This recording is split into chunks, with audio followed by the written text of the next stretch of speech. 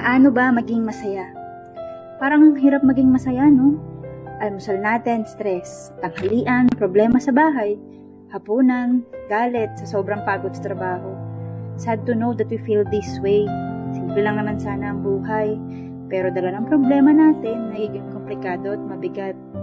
Nagiging dahilan para sumuko at mawala ng gana sa buhay na meron tayo. As I was thinking about life right now, I realized na kadalasan kaya pala tayo nahihirapan. It's because we surround ourselves with temptation para hatakin ang emosyon natin pababa. We feel that we need to keep up with others.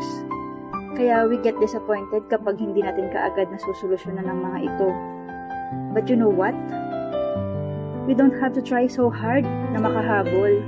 Hindi natin kailangan i-pressure ang mga sarili natin because everything takes time.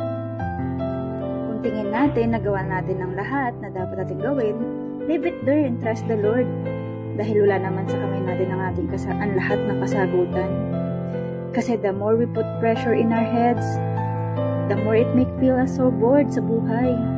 Feeling natin, paulit-ulit ang nangyayari and we don't deserve to feel this way. Life is meant to be enjoyed. Always choose to be happy.